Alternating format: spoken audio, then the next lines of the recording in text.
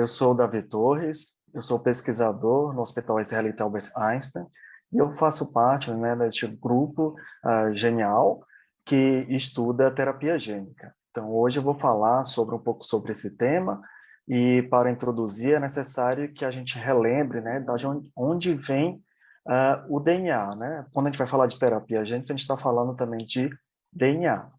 Então, o ser humano é composto por várias células, e esse número é muito grande, né? Ele pode ser trilhões de células. Cada célula dessa apresenta uma molécula de DNA, tá? E o que é que compõe essa molécula de DNA? Na verdade, ela é uma sopa de letrinhas, são 4 letrinhas.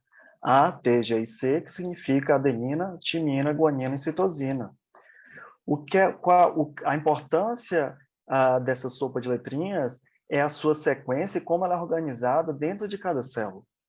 Se ocorrer, né, alguma mudança, né, alguma alteração, como nós podemos ver a comparação aqui entre um indivíduo 1 e 2, nós temos uma sequência, né, de letras, e há uma diferença aqui pontual, né, de T para C. Essa mudança pode ser drástica o suficiente para gerar uma consequência como uma doença, tá? Para vocês verem a importância dessa sequência de DNA. Além de uma modificação pontual, também pode acontecer deleções ou inserções dessas letras. Então, eu trago aqui para vocês, né, esse exemplo dessa doença, a displasia cleidocraniana. Tem um ator, né, de uma série muito famosa, Stranger Things, que apresenta essa doença. Essa doença é causada, né, por uma alteração em um gene que está relacionada com a diferenciação de células precursoras do tecido ósseo. Então, aqui o que nós podemos ver é que ele apresenta uma série de alterações nesse tecido, pode apresentar alterações no crânio, como na clavícula, né? Não é comum alguém ser capaz de fazer esse tipo de movimento. Além de, como vocês podem ver aqui nessa radiografia panorâmica aqui, ele apresenta uma série de dentes extras, e quem tem essa doença, né, apresenta uma dificuldade de perda daqueles dentes descidos, os dentes de leite, né, como mais conhecidos, e uma dificuldade, né, da extrusão de dentes permanentes.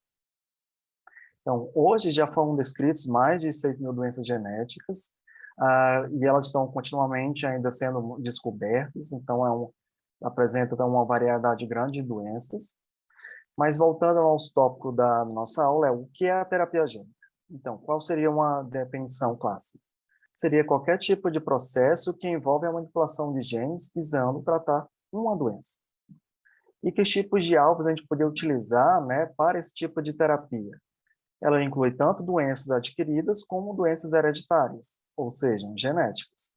Dentre as adquiridas, podemos exemplificar como o câncer, as isquemias, né, quando você há uma perda do fluxo sanguíneo.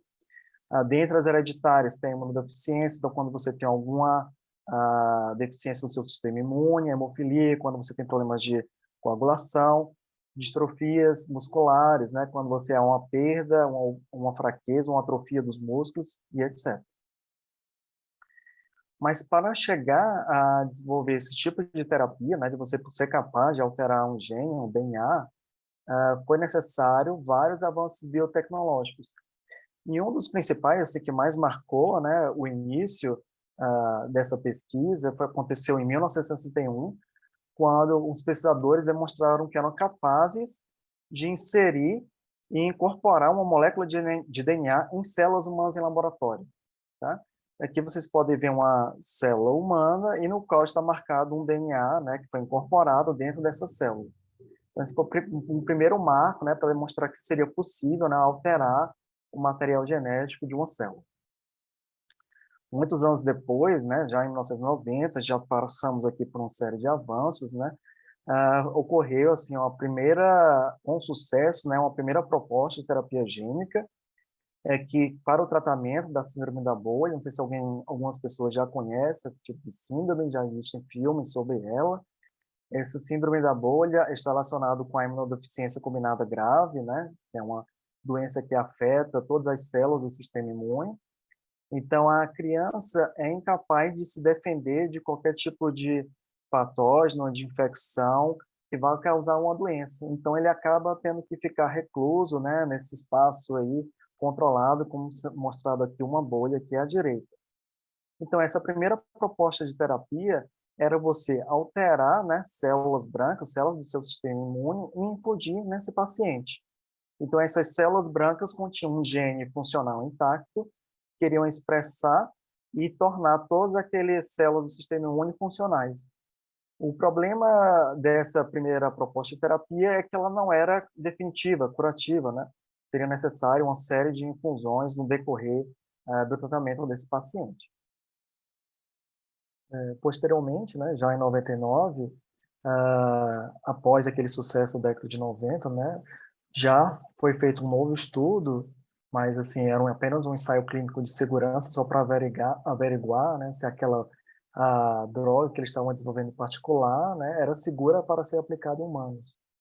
Então, durante esse estudo, eles observaram, na verdade, que esse paciente tratado, né, o Jesse Gelsinger, que apresentava um distúrbio metabólico raro, que é essa síndrome OTC, quando foi tratado com essa droga, ele, na verdade, desencadeou uma inflamação aguda e morreu, faleceu dentro de poucos dias por falência de vários órgãos. Então, quando observado esse problema, né, esse óbito, o ensaio clínico foi interrompido de imediato, né, e esse tipo de tratamento foi averiguado pelas agências regulatórias para descobrir de onde veio o problema. Então, um ano depois, né, já em 2000, foi desenvolvido, né, e foi demonstrado um primeiro tratamento curativo para a síndrome da bolha, né, que é aquela imunodeficiência, né, no qual o paciente não é capaz de se defender de patógenos sozinho, então ele precisa ficar confinado, né, nesse ambiente para sobreviver. Então, um determinado tipo de tratamento definitivo, desenvolvido pelo grupo do pesquisador Alan Fisher, né, teve bons resultados, no qual esses pacientes conseguiram viver próximo da normalidade. Contudo, né, durante o estudo desse tratamento, no próprio ensaio clínico, após 4, nos primeiros 10 anos, observaram que dos 20 pacientes tratados, 5 desenvolveram leucemia. Então, o que levantou, né, qual seria, então, o problema de segurança desse tratamento. Tá? Então, sempre é importante, né, acompanhar esse tipo de desenvolvimento de terapia gênica por vários anos, porque podem existir, né, podem surgir alguns eventos adversos muitos anos depois. Mas, assim, estejam bem tranquilos, né, que esses tipos de tratamento só vão realmente para o paciente e vão para a via comercial só quando eles forem realmente provados que eles são seguros para serem aplicados, né, em seres humanos. Então, hoje em dia, né, já desde 2000, nós estamos agora em 2022, e já houveram vários avanços e novas terapias disponíveis, mas a sua grande maioria ainda está em desenvolvimento, em ensaios clínicos, né? Já existe hoje tratamentos para perda de visão, para a doença falciforme e também para o câncer. Mas entrando mais nos detalhes dessa aula, né, vamos tentar entender como a gente pode tratar um gene, né, um gene defeituoso. Então, para a terapia gênica, existe basicamente dois métodos, né? A terapia gênica que nós chamamos ex vivo e a in vivo. Então, a ex vivo é que você vai tratar a doença fora do corpo do paciente. Como assim fora do corpo? Na verdade, você isola células do paciente, leva para o laboratório e você trata essas células. Depois que essas células foram tratadas, né, corrigidas, elas são retornadas para o paciente e o paciente apresenta, então, uma melhora dos seus sintomas, uma possível cura.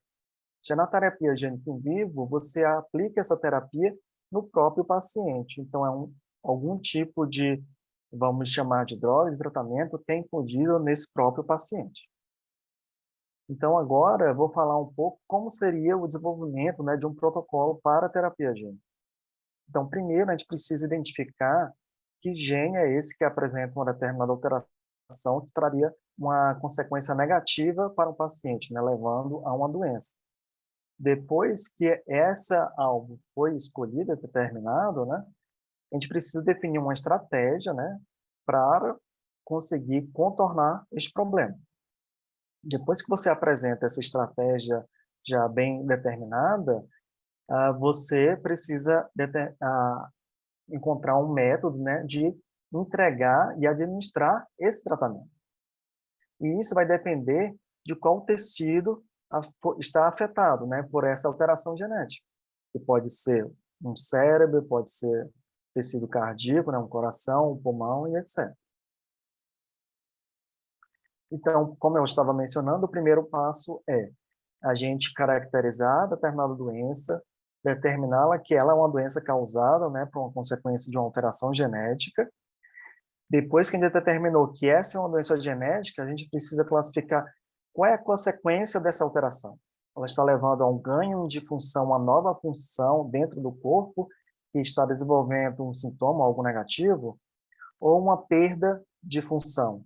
Ou seja, era um determinado gene que tinha uma função específica no desenvolvimento para a homeostase da pessoa, e na verdade ela perdeu aquela função, então você não tem mais a determinada propriedade sendo bem desenvolvida no corpo. Então, quando no caso que você observa que aquela alteração levou a um ganho de função, o que você poderia então era bloquear esse efeito negativo. No caso de uma perda de função, você poderia tentar corrigir essa alteração ou repor, né, um gene intacto, né, funcional para aquela pessoa. Então, nós estamos falando aqui de material genético, né, como DNA ou RNA, mas precisamos, para a gente conseguir desenvolver essas terapias, a gente precisa transportar esse material de alguma forma, né? Então, existem, como se fosse assim, que a gente está usando aqui caminhões, né, mas a gente chama, na verdade, vetores, né? Vetores que são capazes de carregar, né, esse DNA ou esse RNA para a célula-alvo, tá? E esse DNA, RNA, que vai ser utilizado, né, como um molde para corrigir uma determinada alteração genética. Então, basicamente, existem dois tipos de vetores, os vetores virais e os não virais. Os vetores não virais seria a molécula em si, né, como um DNA ou um RNA. Dentro dos vetores virais, né, eu vou falar mais à frente, mas vocês já escutaram muito bem, né, sobre algumas vacinas que estão sendo empregadas, né, para a COVID, né, como a vacina da AstraZeneca, que também utiliza vetores virais. Então, esses vetores virais são diversos, né, eles podem ser desde retrovírus ou lentivírus, como é o vírus da HIV, talvez muitos já ouviram falar. O adenovírus também é outro exemplo, que é o vírus da gripe. Temos também um vírus adeno-associado, esse é menos conhecido porque ele não leva a nenhuma doença, ele geralmente está atuando em conjunto com outros vírus. E o vírus da herpes, ele também pode ser utilizado, né, como vetor, né, de material genético. Então, esses vetores virais, eles têm a capacidade, né, de carregar uma molécula de DNA ou RNA, e eles apresentam uma grande vantagem que eles não são replicativos, ou seja, eles não se dividem dentro do corpo, e eles não causam doenças. Então, por isso que eles são utilizados para a terapia, né? Ele não é um vírus igual como que vai causar a doença da gripe, por exemplo. E os vetores virais apresentam uma propriedade específica, alguns deles, não todos, que eles apresentam a capacidade de pegar uma determinada molécula de DNA ou RNA que eles carregam e integrar isso no genoma alvo, tá? Então, qual é a vantagem de você utilizar, uma grande vantagem de você utilizar esses vetores virais? É que você consegue infectar diversas células dentro do corpo ou fora do corpo facilmente. Então, eles apresentam uma boa taxa de infecção como de entrega desse material. Como uma desvantagem, apesar desse vírus não causar nenhuma doença, né, e não se dividir dentro do corpo, né, ou dentro das células, ele pode levar a uma resposta inflamatória, né, para o organismo. Além de, no caso daqueles vírus que apresentam a capacidade de integrar o material genético, eles podem levar a eventos, né, indesejados de inserção, tá? Então, esses eventos indesejados de inserção é que são um grande perigo e problema, né? porque dependendo de aonde esse material que você está querendo transportar, ele seja inserido no genoma-alvo, ele pode ser inserido em um local que possa levar a um câncer. Então, foi justamente o que aconteceu naquela pesquisa do cientista Alan Fisher, né? No qual ele tratou 20 pacientes e 5 desenvolveram leucemia. Então, ele utilizou um vírus que transportava uma cópia, né, de um gene intacto, e o que aconteceu em alguns pacientes é que essa gene foi inserido em alguma região importante do genoma das células daquele paciente, que desencadeou, na verdade, uma leucemia, um câncer. Como eu mencionei anteriormente, nós temos também os vetores não virais, que seria o próprio DNA, né? Ele pode ser o DNA dupla fita, ele pode estar tanto na forma circular, né, como um laço, ou linear, né, como uma corda, ou uma molécula de RNA também. O RNA difere um pouco do DNA apenas por uma letrinha, tá? Não vamos entrar em detalhes nessa aula. É importante mencionar que esse DNA circular, né, tem essa nomenclatura muito utilizada, que é plasmídeos, né, que são um tipo de DNA circular de origem bacteriana. Existem outros exemplos, minicírculos, nanoplasmídeos, né, que seriam plasmídeos minúsculos, que também são utilizados. Então, dentro dessa molécula de RNA, ela vai conter esses genes de interesse que você quer transportar, ou alguma região de regulação, né, do gene que você quer corrigir, mas eles apresentam um certo problema porque no momento que você insere isso na célula, ele apresenta já uma certa toxicidade, tá? Então, ele apresenta essa desvantagem, além de eles necessitarem também de uma própria via de administração de entrega, né? E são apenas as moléculas, eles não vão entrar dentro da célula normalmente. Na literatura, né, nós já, um levantamento de literatura, você pode ver que já existem vários vetores sendo utilizados, né? Muitos deles são os vírus, né, como está demonstrado aqui o adenovírus e o retrovírus, mas nós também temos plasmídeos, né, que são DNA circulares, e os mais utilizados são o adenovírus, tá? Como eu dei o exemplo, né, do vírus da gripe, e o retrovírus, como exemplo, o vírus do HIV. Mas além de você identificar, né, como eu já falei anteriormente, né, o gene alvo que você quer trabalhar, que você quer modificar, depois você precisa de uma forma de você transportar esse material para a sua célula alvo. Sendo que além disso, você precisa ter uma forma de você conseguir inserir isso no genoma alvo. Então você tem o DNA que você transporta, mas você precisa inserir isso de alguma forma naquela sua célula no genoma alvo.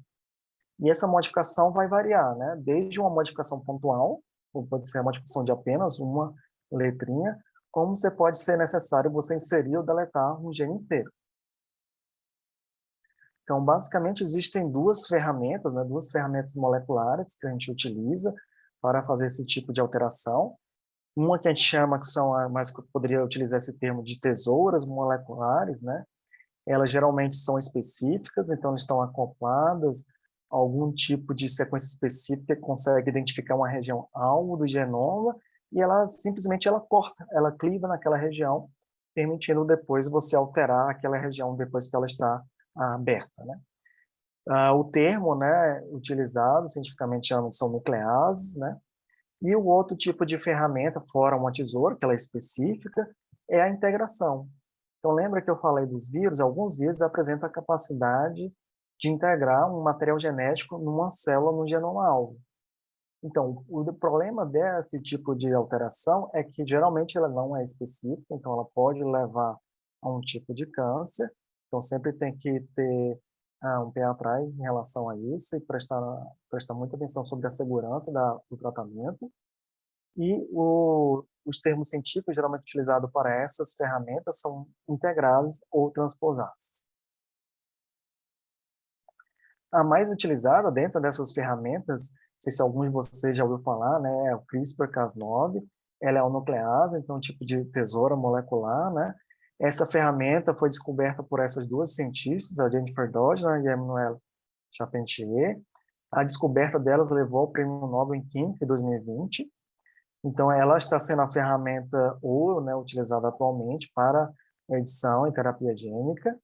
E hoje ela já entrou na mídia, né? Já existem várias séries de televisão ou até filmes aqui, estão utilizando esse termo, CRISPR-Cas9, né, para explicar a sua história de ficção. Então, dentro de um protocolo de terapia gênica, vocês podem ver que eu já falei sobre o transporte do material genético, né, de que tipo de vetores nós podemos utilizar e como modificar o genoma-alvo. Então, vamos agora falar de como a gente pode entregar esse material genético e as suas vias de administração. Então, basicamente, existem 3 métodos de entrega: o método químico, físico e os vetores virais. Então, os vetores virais são vírus, então eles apresentam uma capacidade intrínseca de infectar determinados tipos celulares. Então, o vírus, por si só, apresenta a capacidade, né, de permitir a inserção do material genético dentro de cada célula. Dentro dos métodos químicos, nós temos aqui nanopartículas, que são partículas minúsculas, que podem permear, né, por dentro do nosso corpo e entrar dentro das células. Além disso, muito utilizado, nós temos os lipossomos, né? Esse termo assim pode ser muito estranho, mas eles são basicamente vesículas, né? Uma cavidade que apresenta aqui uma membrana, e dentro dele você é capaz, dentro dessa cavidade, inserir algum material genético que você quer utilizar para modificar, ou algum tipo de ferramenta molecular. Esse tipo de método é utilizado, por exemplo, para a vacina da Pfizer, né? Ele utiliza também de lipossomos.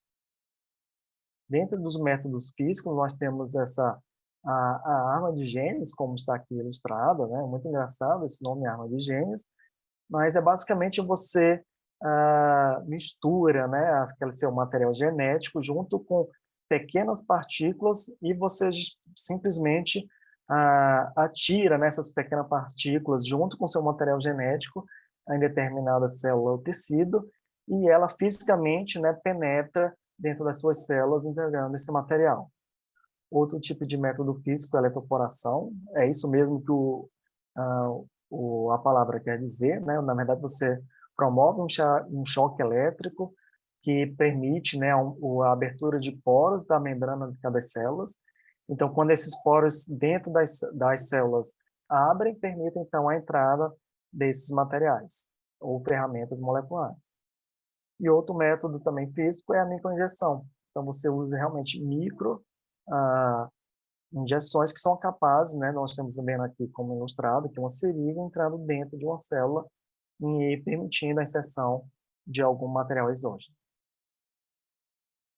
Então, falando agora das vias de administração, nós temos vias tanto para tipo de terapia em vivo, né, que você vai administrar direto no paciente, como na ex vivo.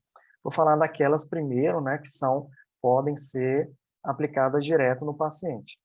Então, nós temos o tipo de infusão sistêmica, que seria simplesmente uma infusão pela corrente sanguínea, pode ser pelas vias aéreas, né, por inalação, pode ser a biolítica, que seria justamente aquela arma de genes, né, que eu mencionei, pode ser através da utilização de tópica, né, de um gel que você coloca na sua própria pele, e assim, dentre outras, né? Essas são as principais, como vocês podem ver.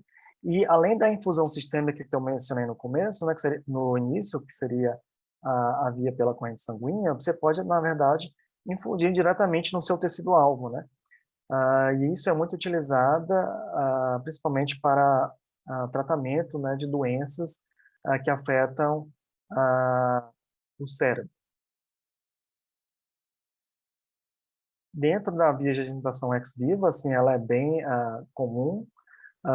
Como eu falei anteriormente, é necessário você obter essas células, né, e depois você modifica essas células em laboratório.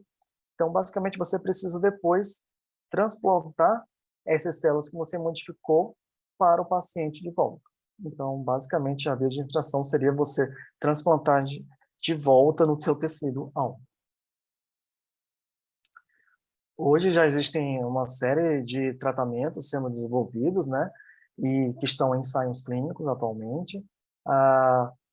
Os tipos de terapias mais frequentes são para câncer, né, como vocês podem ver aqui, em seguida por doenças monogênicas, ou seja, doenças genéticas causadas por alterações em apenas um gene, depois de doenças cardiovasculares e infecciosas, Dentro dessas infecciosas, né, um alvo muito frequente são, na verdade, o vírus HIV, que é utilizado a terapia gênica, né, como forma de tratamento, tá? Então, nos últimos anos, como vocês podem ver aqui nesse gráfico, né, desde 1987, vem crescendo, né, o número de publicações científicas dentro do tema de terapia gênica, além de número de tratamentos aqui que vocês podem ver, né, que estão sendo aprovados pelas agências regulatórias, como a FDA, que é dos Estados Unidos, e a EMA, que é da Europa. Então, hoje aqui eu mostro nessa tabela, né, a série de medicamentos já aprovados e disponíveis comercialmente, né, para a terapia gênica. Então, eles foram aprovados em diferentes continentes, como nós estamos vendo aqui no continente asiático, na China, como na Europa e nos Estados Unidos, né, na América do Norte. E eles já existem tratamentos para doenças diversas, né, como eu mencionei, como distrofia, cânceres, e etc. Agora eu vou mostrar os exemplos, né, de tratamentos que já estão disponíveis comercialmente aqui no Brasil. Um dos primeiros a serem aprovados, né, foi esse Luxturna, que é um medicamento da Novartis. É um tratamento para a distrofia hereditária da retina. Essa doença é uma doença genética que leva a uma diminuição da visão periférica e noturna. Tá? O tratamento se baseia num vetor viral, né, que é um vírus adeno-associado, do sorotipo 2. Esse vírus ele carrega uma cópia intacta desse gene que está alterado, né, nos pacientes, e o tipo de administração é uma administração direta na retina. Né? Então, mostrando aqui nessa imagem, né, todo o grupo médico, né, que fez esse tratamento já realizado no Brasil. Outra doença é a atrofia muscular espinhal, né, ou AME. Ela afeta os neurônios motores no geral, então levando a uma série de deficiências, como você não consegue respirar direito, como se alimentar corretamente, e também não consegue se mover. Então, a droga disponível é as algemas, também da Novartis, e ela também utiliza um vírus adeno-associado, né, como vetor, e ela transporta uma cópia intacta desse gene que está alterado, que é o SMN1. Sendo que, neste caso, a bioadministração ela é intravenosa, então ela entra diretamente pela corrente sanguínea. Tá? Esse, como está aqui demonstrado, esse tratamento já está autorizado pela Anvisa. Outro tipo de tratamento é o que é o tratamento com células que chama células CAR-T, não sei se algum de vocês já ouviu falar. Ele é um tratamento mais utilizado para o câncer, né? Ele foi recentemente, agora em 2022, aprovado o primeiro terapia gênica para esse tipo de câncer no Brasil. Ele já vem sendo estudados, né, por pesquisadores aqui no Brasil, como exemplo aqui eu trouxe pesquisadores da USP, que desde 2019 também estão trabalhando com esse tipo de terapia. E esse tipo de terapia se baseia de você obter células do sistema imune, né, células T daquele paciente. Você altera, então, essas células do sistema imune para serem capazes de identificar aquelas células do câncer e levá-las à morte. Então, é um tipo de tratamento bem específico e dirigido para o câncer. E eu gostaria só de dar mais dois exemplos aqui, que na verdade são de outras duas doenças que não existe um tratamento já aprovado pela Anvisa, mas estão em estados de ensaios pré-clínicos ou clínicos, mas que eu achei bem interessante para trazer para vocês. Nós temos aqui o exemplo dessa doença, que é a MPS1, que é a mucopolissacaridose. Ela uma alteração genética que leva ao acúmulo de moléculas de açúcar complexo, né? Esse acúmulo dessas moléculas de açúcar leva a uma série de sintomas, como comprometimento pulmonar e cardíaco, alterações no esqueleto, né? Um aumento do fígado, que é a hepatomegalia, além de uma deficiência intelectual. Aí eu achei muito interessante, porque existe um ensaio pré-clínico sendo desenvolvido na Universidade Federal do Rio Grande do Sul, né, que é baseado, na verdade, num spray nasal. Então, seria um tipo de via por inalação. Então, ela utiliza lipossomos, ou seja, aquelas cavidades, né, que você consegue colocar o seu material e suas ferramentas dentro dessa cavidade, e elas conseguem permear, né, entrar dentro da célula-alvo, e dentro desses lipossomos, ela carrega, né, uma cópia funcional desse gene que está alterado. Então, nesse gráfico aqui, vocês estão vendo principalmente a atividade desse gene que foi alterado pela doença em diferentes tecidos. Então, após o tratamento com esse spray nasal, observou-se então um aumento da atividade dessa molécula, né, que está alterada, mostrando a eficiência desse tipo de tratamento.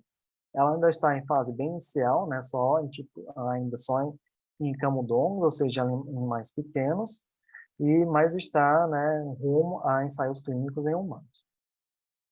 Um outro ensaio clínico já está bem mais avançado, né, em fase 3, é para tratar essa doença de pele, né, epidermose bolhosa, distrófica recessiva. Ela também é conhecida, né, como esse tipo de doença são as crianças borboletas, porque ela apresenta essa série de feridas, tá? Então, é uma doença que altera como você consegue cicatrizar, né, após qualquer tipo de injúria. Então, as pessoas que apresentam esse tipo de alteração genética não conseguem cicatrizar bem por qualquer tipo de queda, né, de um arranhão, etc.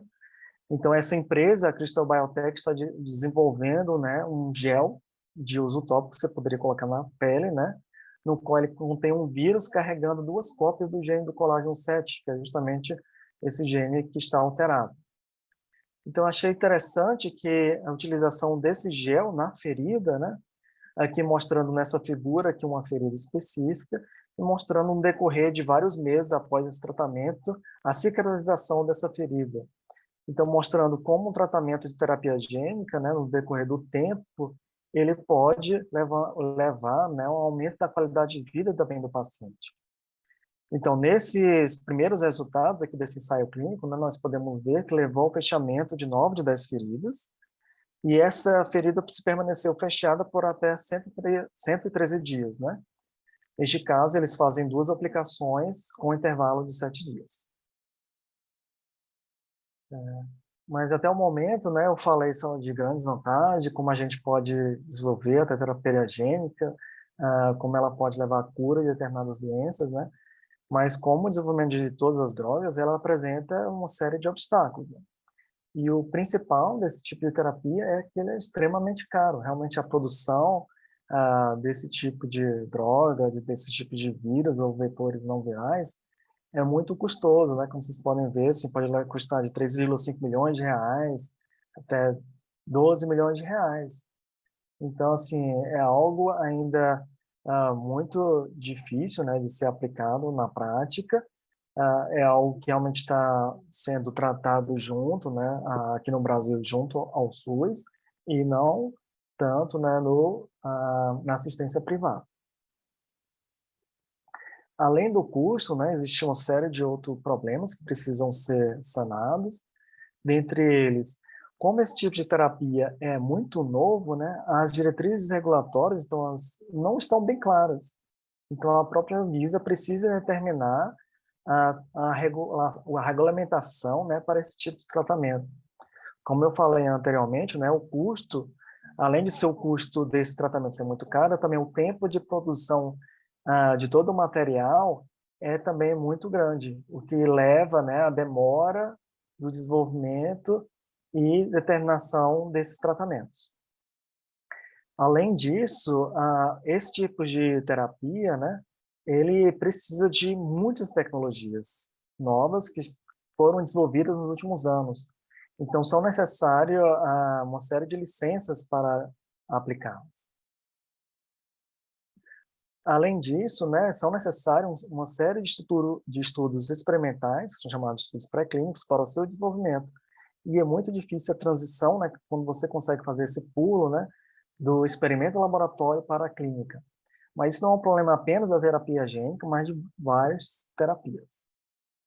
Além disso, como é um tipo de tecnologia, não é nova, né, porque já existe há algumas décadas, mas assim, a gente está aplicando uma série de tecnologias que foram desenvolvidas nos últimos 10 anos, né, como a CRISPR-Cas9, ainda existe uma falta de profissionais qualificados para o seu desenvolvimento. Além de existir também uma capacidade de produção reduzida. O que é que significa essa capacidade de produção reduzida? Não existe ainda um grande número de fábricas capazes de gerar esse tipo de medicamento. Então, eu gostaria de concluir a aula, né, falando que terapia gênica não é mais um sonho, né, hoje ela é uma realidade. Já existe uma série de medicamentos aprovados, né, que já foram aplicados e realmente modificaram a vida de vários pacientes. Como qualquer outra terapia, é importante falar da segurança desse tratamento, né? Hoje, as agências regulatórias estão avançando muito na regulamentação desse tipo de terapia, para que ela seja segura para os seus pacientes, não leva a nenhum tipo de dano, né, como um câncer. Então, as agências regulatórias, né, têm uma função muito importante, além de determinar, né, a legislação de como essa terapia pode ser aplicada, mas também de trazer uma segurança para esses pacientes, para que não ocorra, né, novamente o que ocorreu no passado, em 2000, que alguns pacientes desenvolveram câncer. Os pesquisadores cientistas também têm essa grande preocupação e eles continuam, né, todos esses tratamentos são, na verdade, determinados, né, por estudos de vários anos que acompanham esses pacientes para realmente averiguar a segurança desse tratamento. Então, é importante falar que essa terapia gênica, eu acredito que ela chegou, né, para ficar, nós não precisamos ter medo desse tipo de terapia, mas que ela precisa ser regulamentada, ela precisa ser segura, e ela precisa, em algum momento, chegar para todos, né? Então, gostaria de encerrar a aula e obrigado.